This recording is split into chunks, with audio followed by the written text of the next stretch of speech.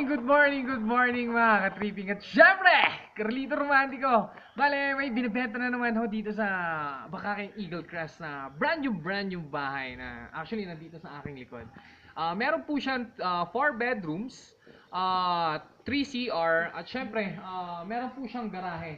At saka, ayan po, 2-story po siya. So dito sa aking harapan, makikita po natin ang magiging garahe ng house po. So, kasya po ang isang sasakyan hanggang sa dalawa po. So, ito po yung magiging entrance, bale ng property. Ayan. So, dito, pag pinasok na po natin itong house na to, syempre nakikita na ho natin yung bahay ho. Ayan. So, dito po, ang kanya magiging first floor po mga ka-tripping. At ito po yung hagdanan na punta sa second floor. Pero before po tayo pumunta sa second floor, dito po muna tayo sa tawag dito.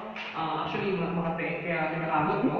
Ito po yung magiging tiles ng house. At syempre, ang kanyang sidings po, meron po siya mga pine woods kung saan makikita po natin yung napakagandang design na nilagay dito sa kanyang tabi.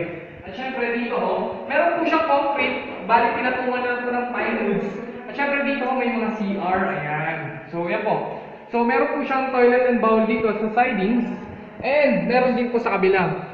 So, dito po sa first floor, meron pong 1 room at eto po siya. So, dito po yung magiging kitchen ng house po mga ka-tripping.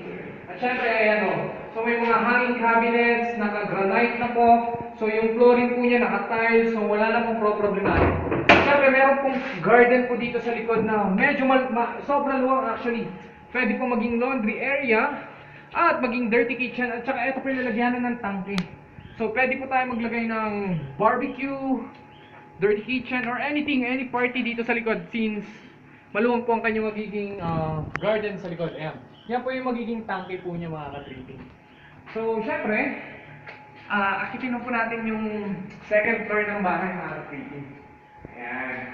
So, dito po yung magiging living. So, syempre, meron pong shower area dito.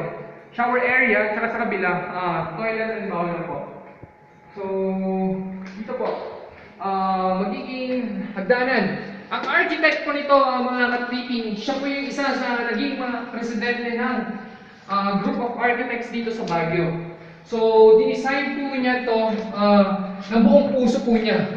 Na tipong may meaning po ang pagkakadesign ng house na to. So, dito po sa second floor, mga ka-tripping, meron pong 3 rooms. Ito po ang magiging first room ng property.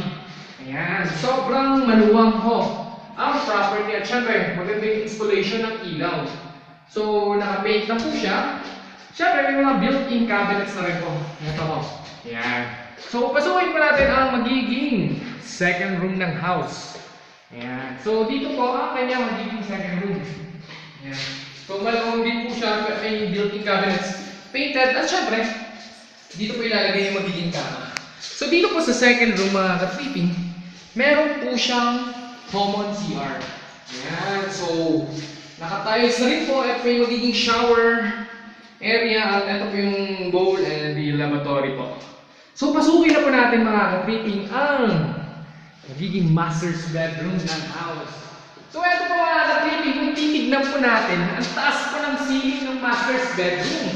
Ayan, diyan ang ganda po ng kanyang master's bedroom. Dahil hindi lang po siya maluwang, mataas pa po, naka-high ceiling siya, may mga built-in cabinets na rin po dito, na naka-ready, ito ho, ayan. So wala po tayo problemahin. Siyempre, dito sa aming bahay na sleeping, sa master's bedroom, meron po nakalagay po dito na kanyang magiging CR po. Ayan, so dito ho, nandiyan po yung toilet and bowl, lavatory, and syempre, magiging shower area ng property. So, yan po mga ka-tripping dito po sa master's bedroom. So, ayan po mga ka-tripping, Carlito Romantico, comment na po sa baba at kontakin nyo na po kami para makita nyo itong property na to. One and only brand new. Ayan. So, maraming salamat.